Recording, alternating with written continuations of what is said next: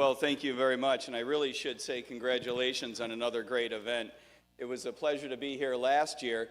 How many folks were here last year? Was it this warm? I want to say it wasn't quite this warm, or maybe it just feels warmer. Maybe. Look, I hope you don't take it as a sign of disrespect. I may lose this dark blue wool jacket in a few minutes. That's not disrespectful. Lying to you would be disrespectful, and I promise I'm not going to do that. I have a couple of public service announcements. Number one, we're passing out buttons today if you would like to join the Libertarian Party Beard Caucus. My buddy Tim from Virginia has started a new caucus. You don't have to wear a beard, but this is a recruiting vehicle to the Libertarian Party. You do have to join the Libertarian Party, okay? You don't have to join to have the button. You can wear the button proudly as a supporter, but to be a member of the caucus, you have to join the Libertarian Party, and I hope you'll consider doing that. My second public service announcement is that my good friend Jacob Hornberger, who is sitting in the back, might be on the phone, I'm not sure, is speaking at 3 o'clock, okay? Do not go away. He's actually fascinating when he's talking about the JFK assassination and things related to it. When he and I are talking policy, sometimes we piss each other off, but you're not going to want to miss that. And he's got books for sale as well that he was signing earlier, so that's a very exciting opportunity. I'm going to buy one myself. Look, in the vein of telling you the truth, let me be perfectly honest with you. I don't feel like talking about the campaign today, but if anyone out there wants to ask a question, we can deal with the campaign. Let me be honest about what's happening in the United States and what I believe is about to happen. The federal government of the United States is going to go bankrupt. I know that's not quite technically the right word. I used to be in banking. But financially speaking, the federal government of the United States is going to implode by the middle of the century. I'm not saying that because, you know, I am some savant who can see the future in some weird way that no one else can. I'm saying that the federal government of the United States is going to fail financially because I can do arithmetic. It cannot survive without a fundamental course correction in terms of the accumulation of debt and how it processes and pays for that debt. That's just, I'm not trying to express an opinion. I'm not saying that's a good thing or a bad thing. I'm not trying to scare you. I'm just being honest. And if we don't talk about it, I feel like, in some sense, we're being dishonest because it matters. Let me describe why I believe that this matters. First of all, I think it's important to say, if the federal government of the United States were to go away, it's not like you would miss it. It's not like I would miss it. This is not an organization that's adding value to your lives. I understand that. So please, I'm not here to make some rah-rah speech on behalf of the government. We need to, you know, rally and save this beast because it's just so wonderful. And, you know, it brings a tear to your eye, just the idea that it would go away. No, the reason that we should be upset about this is because a disorderly, very important, a disorderly decline of the federal government and collapse of the federal government would lead to a collapse in the bond market. That would matter. It would matter to a whole lot of people. Some of them are in this room and some of them are outside of this room. The reason that's important is because it would likely lead to a collapse of the US dollar. That matters a lot. The reason it matters is because the US dollar is the only international reserve currency in the world today that's worth a darn. I'm not saying that's a good thing or a bad thing. Just let's be honest with ourselves. Whatever the hell is in second place this week, the euro or the British pound, that's a distant drop from first place, okay? This would plunge us, again, because I can do arithmetic. I'm not trying to say I'm, you know, some savant who can see the future around the corner.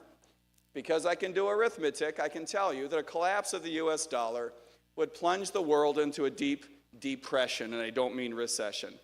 And of the sort that would be very difficult from which to climb out.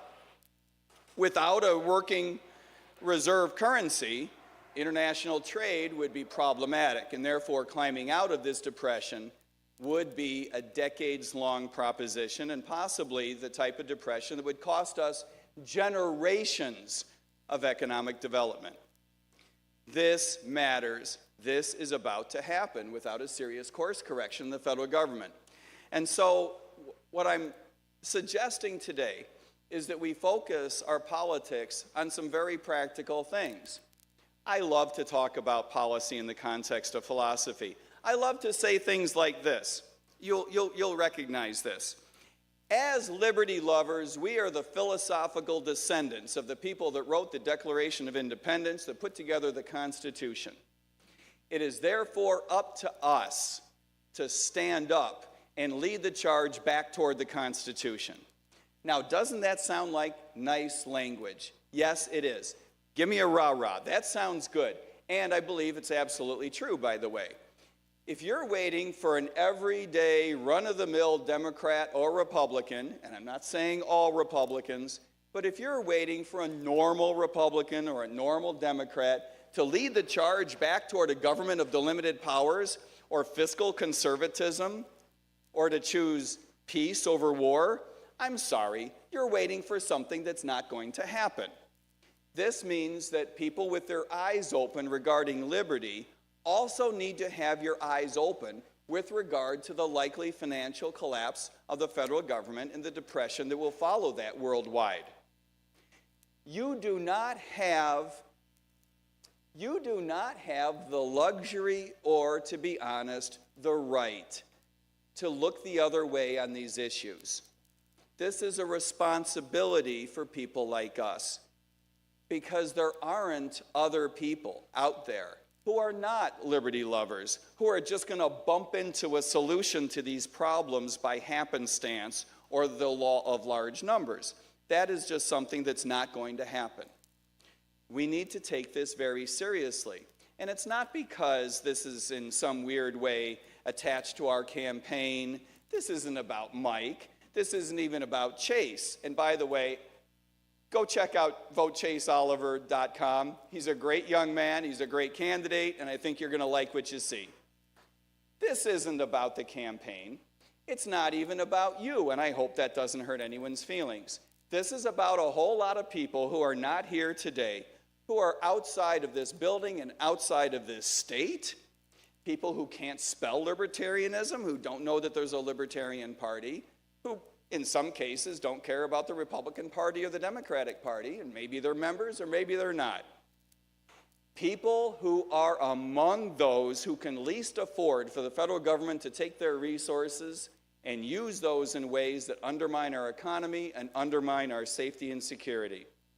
These are the people for whom we must fight. You and I do not have the right to disregard this obligation.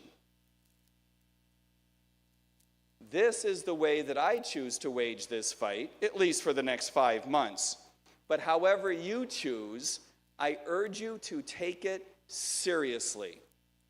Consider in the future the likely accelerants to the demise of our way of life, the demise of the federal government, the introduction of the depression about which I am telling you today. I'm not warning you in the sense of this might happen. I'm telling you arithmetically, we are headed for a disaster if the federal government doesn't change course. Consider the accelerants. I would suggest that regarding American foreign policy, the foreign policy of the United States government, we have been whistling past the graveyard for generations. We have been introducing military hegemony in places where, how do I say this politely? It's cost us a lot of money without making us safer. And we have been able to extract ourselves from these various interventions in ways that have not led to a world war.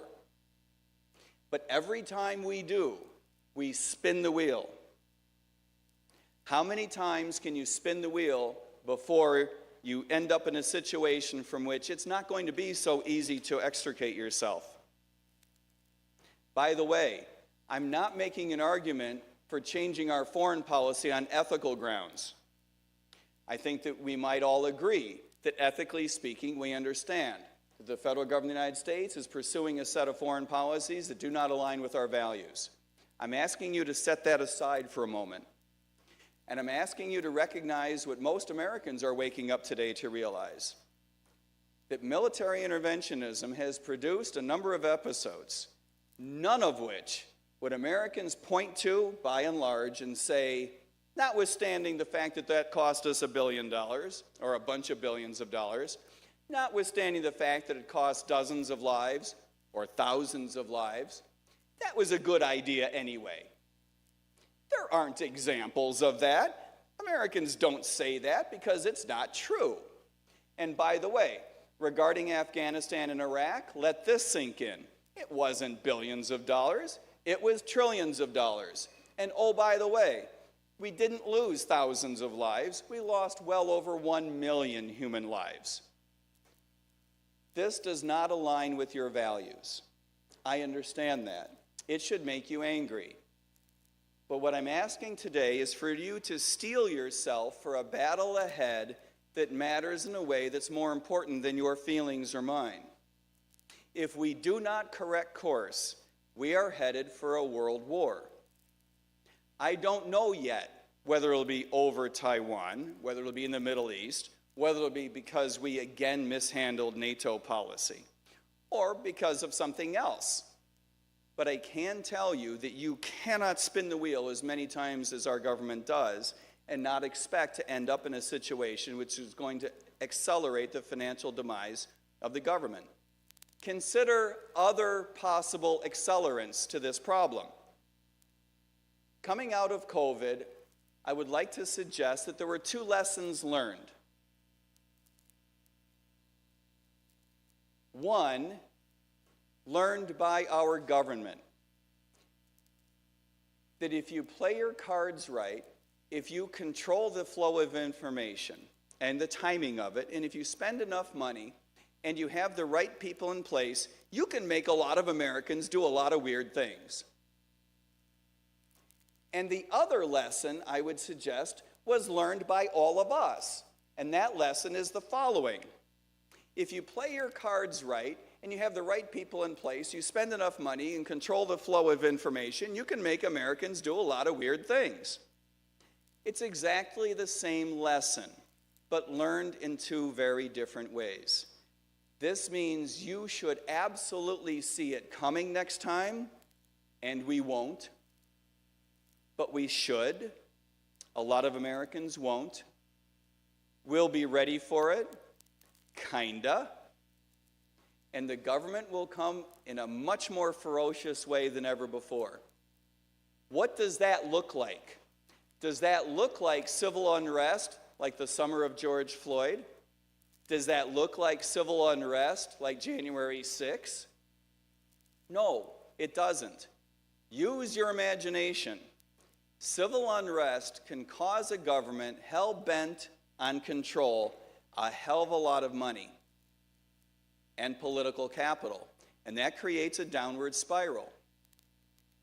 This is the type of accelerant that can speed the collapse of the federal government. Without public support, the federal government can end up in a bad way in a hurry. Look around the world for other examples. We do not have the luxury of focusing any longer on our feelings. It is up to us to stand up for people around the world and people around the United States who can't do a damn thing about it because they don't see it coming, but you do. It is up to us. This is not just an opportunity in 2024 to do something about it politically. This is an obligation to do something about it over the next several years. This is an obligation. This is our call of duty, and I thank you for letting me spend a few minutes to talk to you about it. Is there anyone who would like to ask any questions while we're still perspiring together under the pavilion here? Anybody who has a weird question about the campaign or a weird question about it? No normal questions. Oh, I'll save the weird question for this afternoon. All right, that sounds good. You said, I'm not sure I'm remembering it properly, but if we go on this, if we don't make a course correction, you're saying a major war is coming. So are you saying, is it because of the fiscal policy we're instituting, or do you just think all this adventurism is just, we're gonna trip over the wrong tripwire and it's gonna go escalate into war? I believe that it's very likely that our foreign policy will eventually lead to a real robust conflict with another regional power, or a multi-theater conflict with multiple regional powers that would accelerate the financial collapse of the government. If I'm wrong, and we go 10, 20, 30, 40 years without a world war, that's possible, right? I mean, weird things happen. I could be wrong about that. We're still not going to make it past the middle of the century without a financial collapse. What I'm suggesting is that if there are no accelerants whatsoever, if things just go the way that they have been the last 2 years, the last 8 years, we're not going to, the federal government of the United States is not going to make it past 2050, and possibly not past 2040. That's what I'm suggesting. Please. First off, I do appreciate you being here, unlike the presidential candidate, whatever the reason may or may not be. But so thanks for being here to speak to us. But you're a retired police officer. I've learned rather recently. But can you talk about shortly about your career, how you ended up where you're at now, what your take is on policing? But especially, I'd like to know what you think about qualified immunity, whether that should be in place or what you would like to see happen to that. With accountability for police officers, just like the rest of us regular old citizens. So, and whether or not did it ever apply to you? Did you ever find yourself in a position where qualified immunity protected you somehow? I appreciate that. No, I've not personally ever been involved in a case where qualified immunity was relevant. I've been a long-time advocate for ending the federal doctrine of qualified immunity. I think most everybody here is somewhat, at least obliquely, familiar with what we're talking about. Qualified immunity is a federal doctrine created by the Supreme Court. It does not apply to criminal cases. It actually doesn't apply to very many civil cases. The problem with qualified immunity is that it sends the signal to courts and to officers that the deference that is given to officers and that should be given to officers is, in my view, way too much. It sets the tone for a set of behaviors. It's a touchstone in the development of police culture. This is the big reason why it needs to end. The idea that qualified immunity would apply in a way that would preclude people from seeking redress in court if you felt that you had been wronged by a police officer or a police agency, I find that, and I think most Americans do, to find that just sort of fundamentally unconstitutional, right? Fundamentally, that's un-American in some sense. Whether if you feel like you've been wronged by a police agency or officer, you should be able to seek redress, whether you have a crappy case or whether you have a good case, right? You deserve a chance to have that adjudicated in court. And qualified immunity suggests that in some cases that's not the case. Now, the fact that it doesn't apply in very many cases is not critical, because it plays an oversized role in our culture, in our psyche. That's really why it needs to be sunset. Now, my idea is for state law to institute requirements in lieu of qualified immunity, that state legislatures impose requirements on officers that they carry their own liability insurance and that they be financially responsible for their own liability insurance.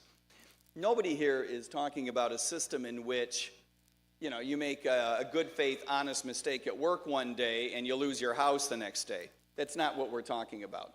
What we're talking about is finding a reasonable way for market forces to better hold police officers accountable.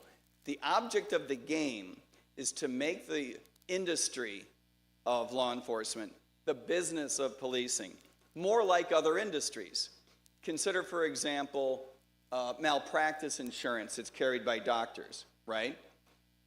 We don't say, well, the doctor didn't mean to cut off the right foot, so, it's all good, don't worry about it. That's not how this goes. We don't say the doctor didn't mean it, and so you don't have a civil case. No, that's not how this goes. Nor does it go that way in any other high liability industry, and nor should it.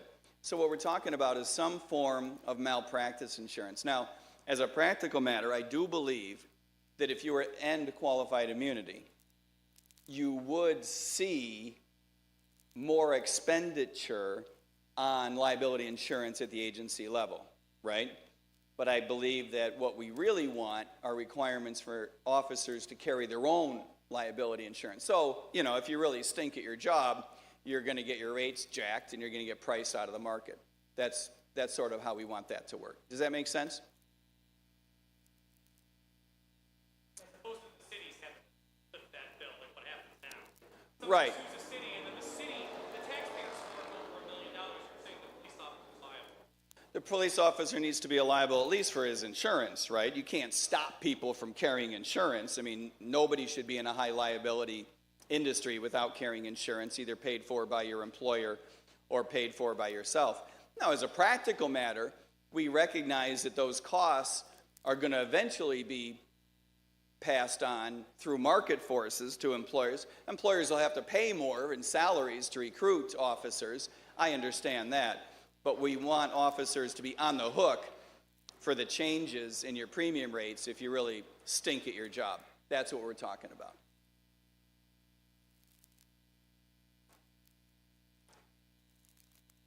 Mr. Jones. Hi, Jimmy Scammon here. With the demise of the dollar, I've been investing in gold, silver, diamonds, real estate, Bitcoin. Is that sufficient? No. and good for you, right? You know, hard assets are always a hedge against both inflation and relative repositionings of, you know, the pricing of currencies. At the same time, you know, you might consider carrying something in, you know, denominated in pounds or euros, but it's a pain in the neck, right?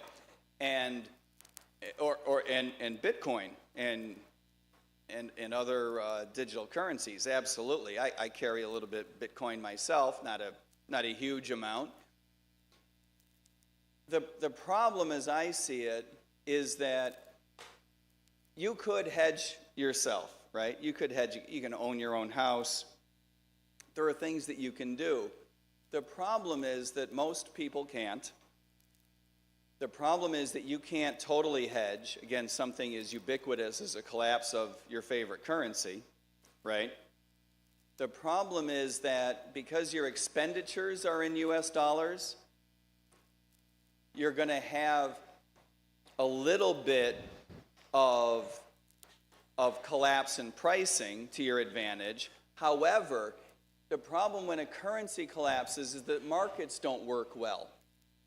The real problem is not the adjustment in prices, but big movements in prices means that currencies don't work well.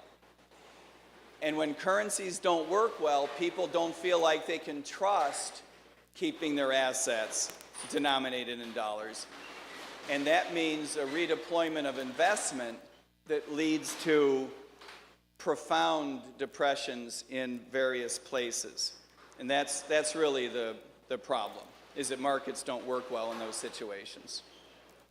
But you're right, you know, for you should hedge, you know, 6 ways from Sunday. But most people don't have that opportunity. As a follow-up, if we create a mini economy in New Hampshire, where A what? A mini economy in New Hampshire, Yeah. where we're supporting each other,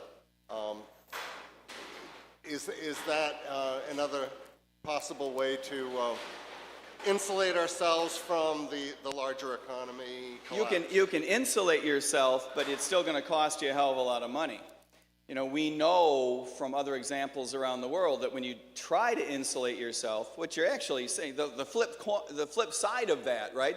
The French version of those words is you're giving up on free trade. That's expensive. That's very, very expensive.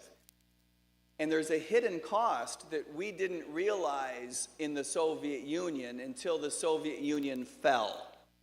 When the Soviet Union protected its market against the world, right, and just traded inside of itself, we all observed decade after decade of slower growth, very slow accumulation of wealth, very slow acceleration in incomes. We all observed that. But there was something that we did not observe until after the wall fell and the Soviet Union collapsed. And that was the following. Inside the Warsaw Pact countries, right? Inside the Soviet Union and the Warsaw Pact countries, you had nations producing things they should not have been producing. But they had an economic advantage in that good relative to the people they were trading with. But now once the walls come down and they find themselves competing in a bigger world, they're absolutely screwed. Czechoslovakia is the leading example of this, where it was the big high-tech engine within the Warsaw Pact. And when those walls came down, if you were a farmer in Russia, you didn't do that bad. I mean, you could catch up in terms of technology and you can sell your grain all over the world. It was probably a net win if you were a farmer in Russia. If you were high tech in Czechoslovakia, if you were producing automobiles, right, or other technologically oriented equipment in Czechoslovakia, you were done. I mean, you are so screwed. Because all of a sudden now you're competing with Silicon Valley. Good luck with that, right? And you're 25 years behind in terms of technology. So I worry about, you know, as much as it's attractive to all support each other, and we should for a variety of cultural reasons, when we insulate ourselves from free trade and economic competition, some weird things happen that we don't immediately see, if that makes sense. So I worry about that sort of thing. That's not a silver bullet answer, but you get the point. All right, it's raining, but that's okay. Make sure Jacob gets those books inside. We don't want those to get rained on, especially the one that I'm going to buy. I want it in good condition. All right, good. All right, we have time for one more weird question. Weird questions only. Oh, you don't look weird, sir, but have a shot at it. When Harry Brown ran for president, he advocated solving the problem with Social Security by selling off all of the assets of the federal government and using the proceeds to pay back the Social Security taxes paid by those over 55. Yep, that's a good idea. So I'd like to ask you to comment on it and tell us what the position is of your ticket on how to solve the Social Security crisis. Sure. Look, the first thing you have to get right, in my personal opinion, the first thing you have to get right with regard to Social Security reform is to call it what it is. Social Security is evil. The idea that you would force young people into a system against their will that you know with certainty is going to give them a crappy rate of return. And what I mean by that is a rate of return less than what they would make in a free market. And in quite possibly no return at all. And to do it in a way that does not leave them an option, either regarding getting in or how they get out, that's evil stuff. This is not a mathematics problem. This is an ethical problem. And so I believe that the solution has to begin with, we stop bringing people into the system right away. Now, to your point, this was the implication of your point. If you stop bringing people into the system, how do you service all the people who are already in the system, right? And I believe the answer to that includes a number of things, including, yes, selling off assets inside that are on the books of the federal government, which is enormous. Yes, that's part of it. A part of it is dramatically reducing expenditures on defense, dramatically reducing expenditures on entitlements. I believe that the right way to manage the U.S. budget is to place an overall cap on all programs, because Republicans and Democrats are not going to vote for reducing any particular program. So you've got to set a cap on the entirety of the federal budget and then lower that down. So all programs are getting a haircut. But with regard to defense, it has to be quite dramatic. And you're right, selling off the assets has got to be a big piece of that. Weird questions? Sir, again, you don't look that weird, but Go for it. Would you support unilaterally disarming our nuclear arsenals? I would support negotiating our way out of it with a unilateral attitude. Let's put it that way. In other words, I believe that the White House has to have a unilateral attitude that we're going to reduce this. I wouldn't say that I would make that public information. I respect the fact that I just did. I'm going to lean on something that I promised I would never say. It's unlikely I will become Vice President of the United States in November. Right? I'm sorry if that hurts anybody's feelings. I know. My mom just turned the TV off. But if I were Donald Trump or Joe Biden, I would announce a policy of much more aggressive negotiation to reduce the stockpiles. But inside the White House, you've got to have a real hardcore attitude that we're lowering this with a unilateral attitude. And what I mean by that is you need to be willing to make greater concessions even than what are being asked for. Does that make sense? You need to be able to say, I'm asking for a 20% reduction from you, and I'm willing to give a 15% reduction from me, right? And they say, well, that's crap. We'll reduce 20% if you reduce 25%, right? And you say, oh my God, you're asking, fine. You see my point, is you have to have that attitude and then almost position yourself as a crappy negotiator so that they'll come back for a second bite. What you want is for them to go away and say, boy, that was easier than we thought. You know, that Mike guy was a bit of a pushover. Let's go see if we can do it again. You get my point. So you've got to have a unilateral attitude, and I think that attitude has got to apply in places like Taiwan and Ukraine as well. You get the idea. Is that you don't necessarily have to lead with a public announcement of your attitude, but your attitude has got to be that you're giving it away so rapidly that they want a second bite. How are we doing? Yes, sir. All right, suppose your mom's happy and you're vice president, does you or the ticket have an idea, like what to do about the Ukraine conflicts? Whether, how much we should get involved, get away, how to wind it down? Like, have you been thinking about this? Any ideas you have on it? Yeah, I appreciate that. You do have to pressure both sides to wind up in a negotiated settlement. Obviously, the right answer is you roll back the clock 2 years and you don't get involved. That's obviously the right answer. You roll the clock back 20 years and you don't trick the Ukrainians into giving up their warheads. You don't pressure Russia into tolerating a NATO membership for Ukraine. There's a lot of things that you wish you could undo and redo. That's not the nature of your question, however. That's just an expression of my frustration.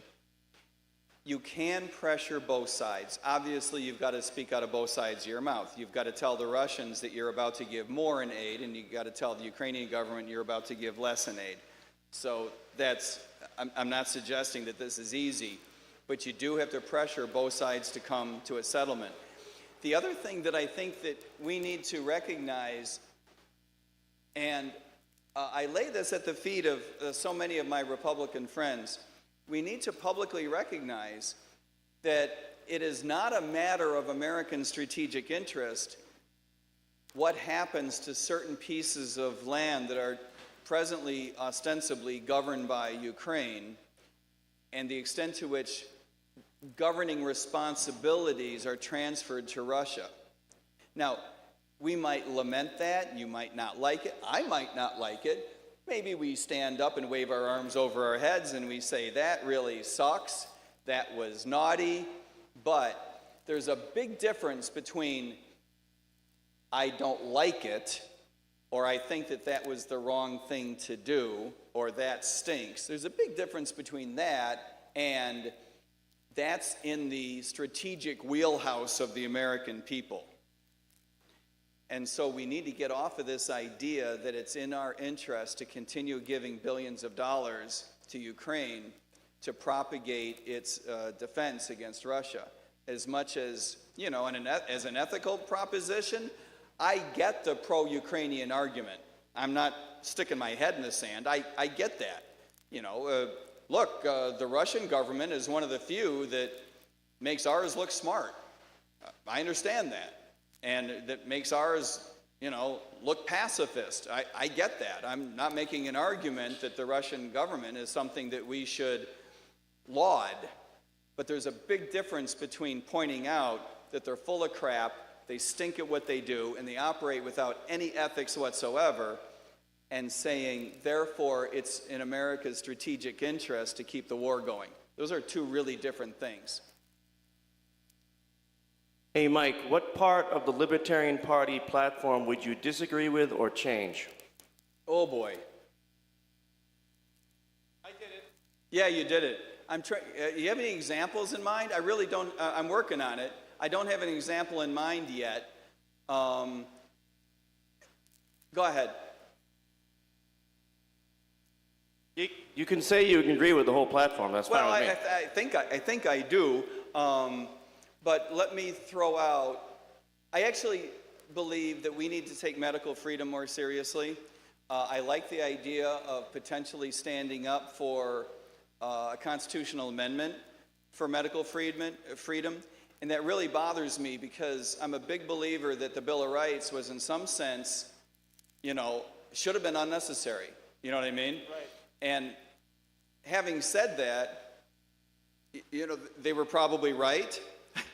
Right. Yeah, I would have been arguing at that table, I would have been arguing, no, we're not making a Bill of Rights that makes it look like all the things that you were thinking when you wrote the 10th Amendment and the 9th Amendment. Right. But they were right. Right. They were right. People do get carried away and do stupid things, and we've just seen that with COVID. And I don't mean that you can write a constitutional amendment and therefore none of this is going to happen again.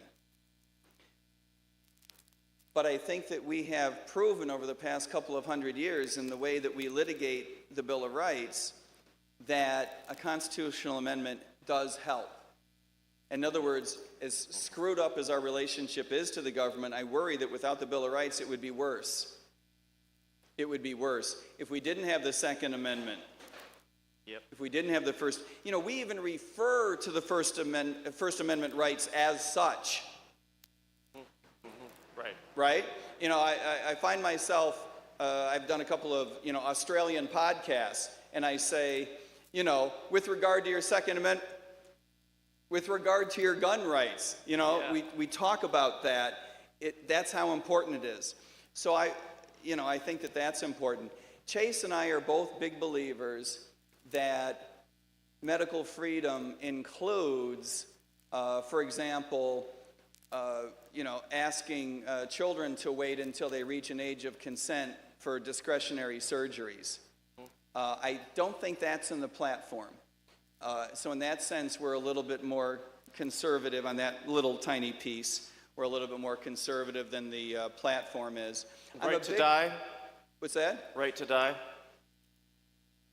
The right to die. The right to kill yourself. Can we talk about this not in the second person? Can we say one's right to die, one's right to kill oneself? Because I'm feeling pretty good. I mean, I was tired earlier today. I think I'm having a second wind. I'm actually feeling much better. Look, as an ethical proposition, I can't stand up for it, but I can't. You know, the government has no role. The government has no role, and that breaks my heart. You know, I was raised by a Calvinist and a Lutheran. The idea of taking your own life, it makes me cry. But the government has no role. We need to recognize that it is not a matter of government. And for all these, you know, I have these arguments with my Calvinist family all the time. By the way, if any of you are wondering how to live your life, my family will tell you, okay? If you're not getting enough guidance from the government, I have Calvinist cousins who will tell you exactly how to live your life. And I'm not even saying they're wrong. I'm not even saying they're wrong. They're probably right, for all I know. But that doesn't mean that you want to invite the government in. We can't use the government as a tool to affect culture. No matter how upset we might get with culture, right? We cannot get ahead of. We need to recognize that public policy is downstream from culture, and it must be. It must be. If you feel strongly about something in our culture, that something is messed up, then yes, go try to affect it. Knock yourself out, right? You know, my cousins are out there protesting all kinds of stuff. Bless their heart. I'm not suggesting they're wrong.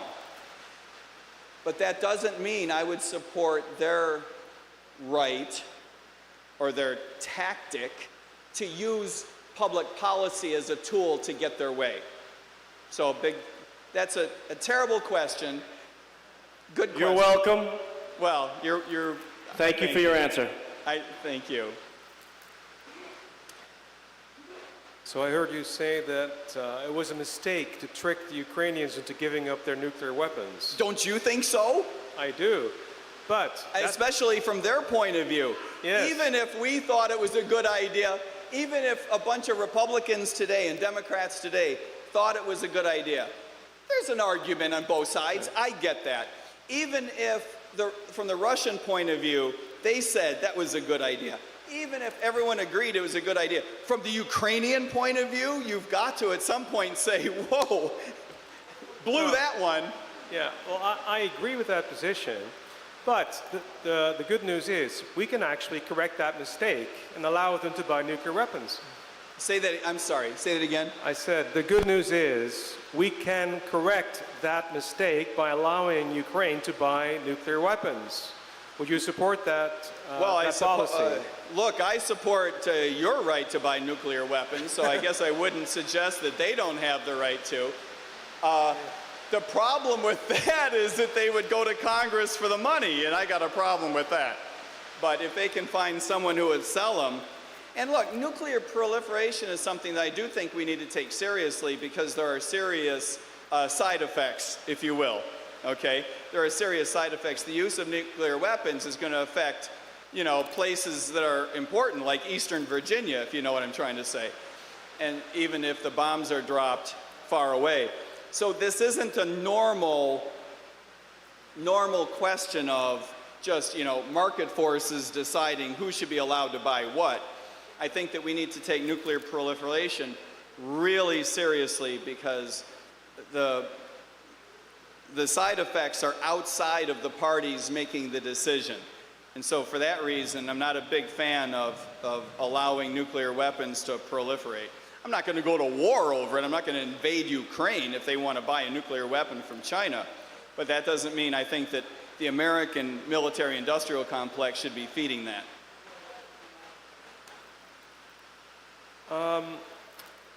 If you became president, would you pardon all tax evaders on day one and thereby end taxation? That's a really interesting. I've not had that question in just that format. Look, this is tough because there's probably a lot of people here who are not in the Libertarian Party, right? So let me explain. Inside the Libertarian Party, we have this saying that taxation is theft, right? The reason we say that is because taxation is theft. Okay?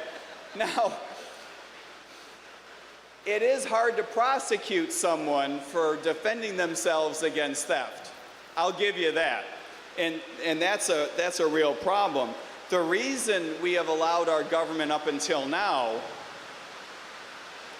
Did Jacob get his books inside, by the way? Okay, good, because one of those is mine, all right? The reason we have allowed the government to prosecute these cases is because in some sense there's an unfairness, right? You know, if they stole from me and then return that money back to people through various programs, and you didn't kick in your share, then there's an unfairness, and that's why we have allowed people to be prosecuted for this, but it's a bass-ackwards system.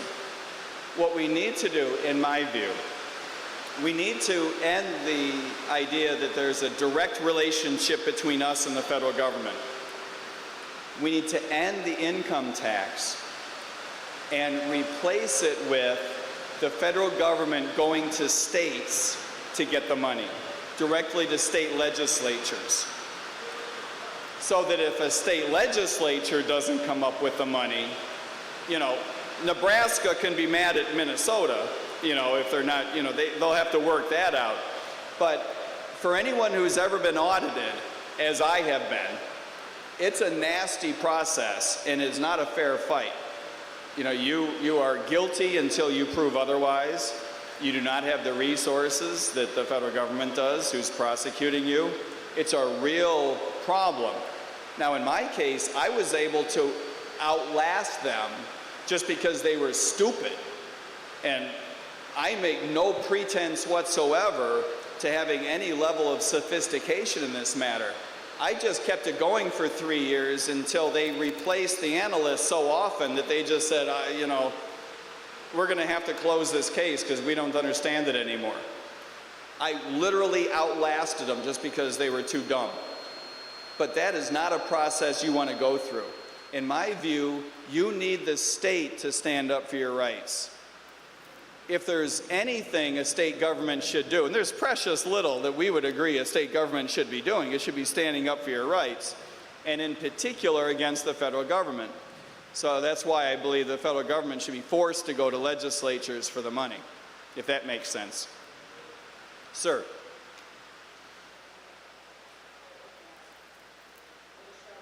If I can ask a related question. Yeah, okay, here There we here go. it is.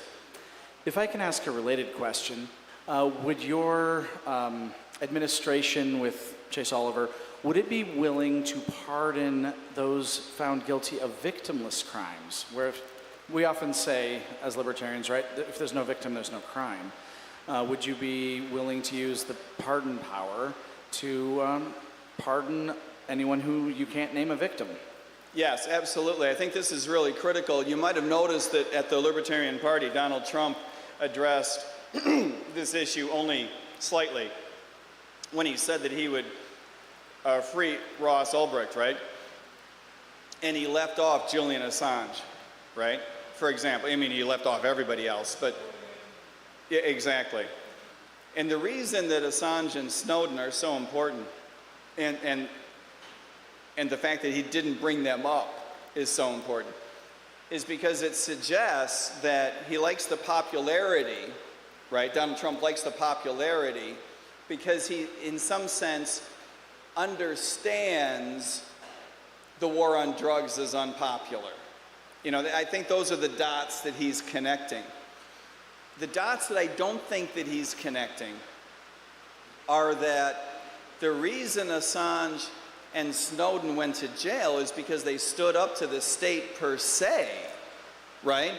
Ross was creating a market and committing, according to the government, victimless crimes.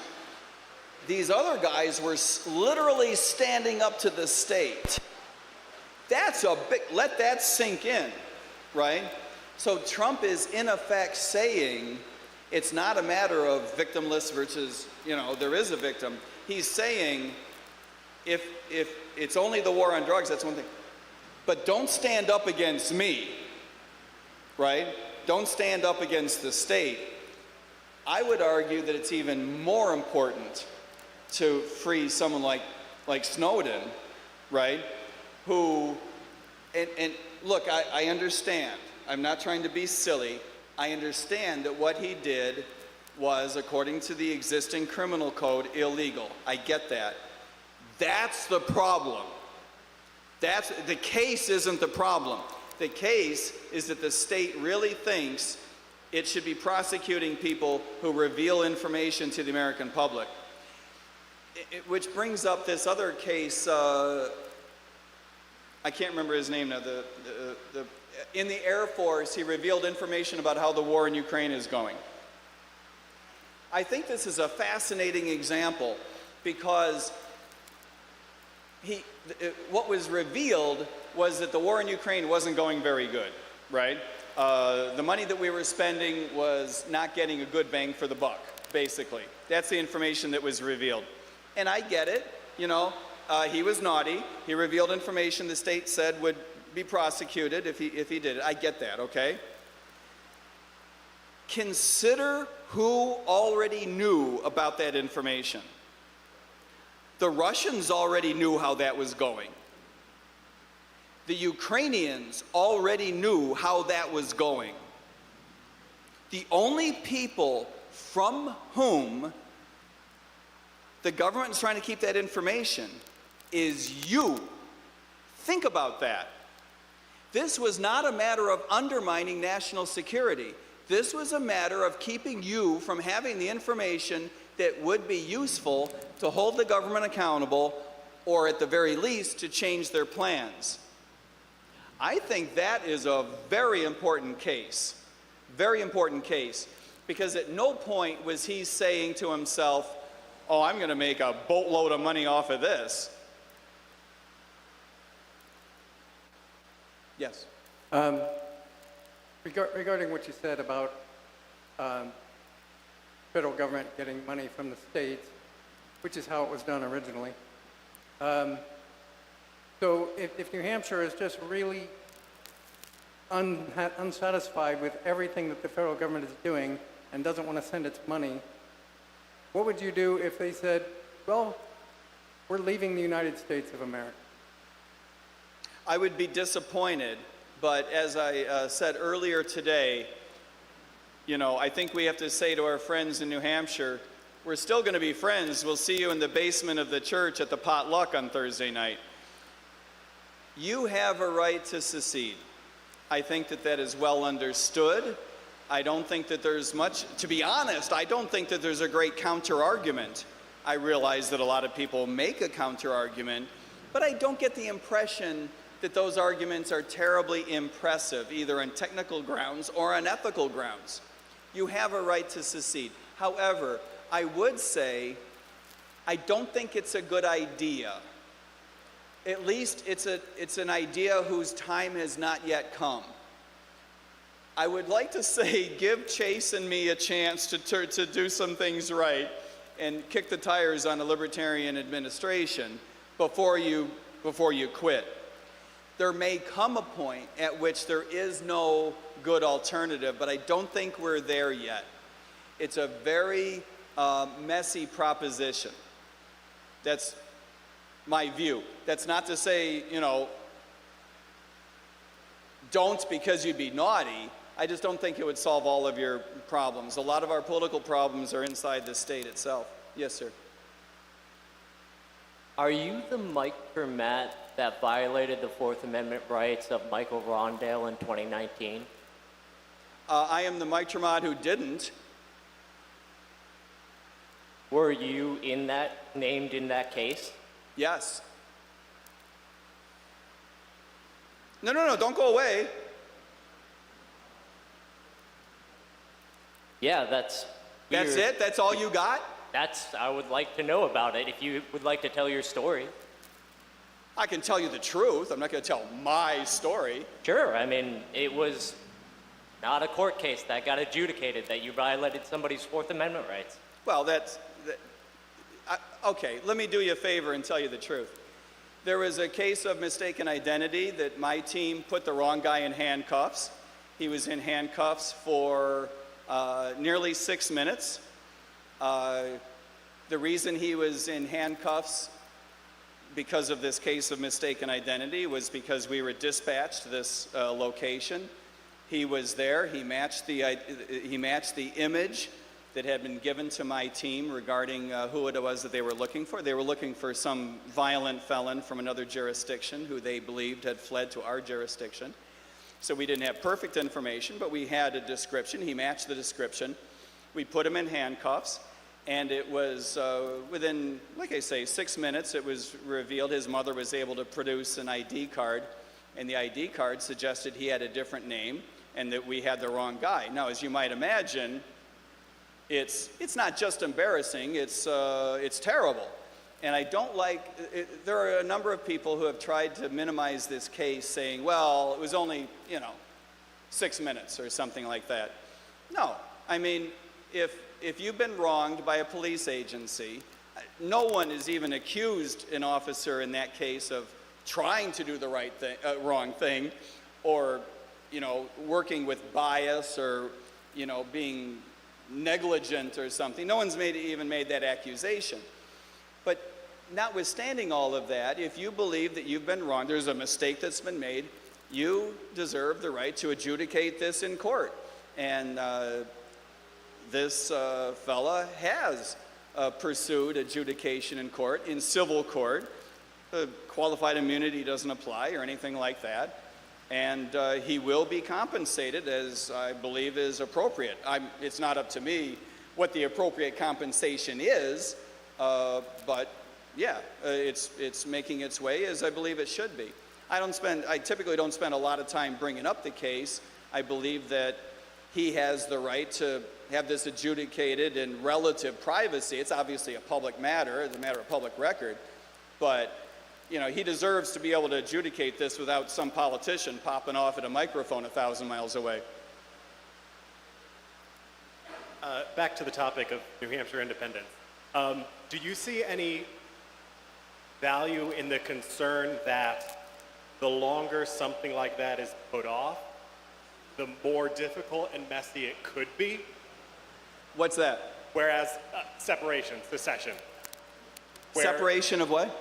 Of New Hampshire from the United States, a secession event where it may not be the right time for it now, but there is still the concern that if things degrade in the United States as a whole, that process of separation will be a worse process if things are in worse condition overall. Yes. Whereas if it happened earlier. Yes.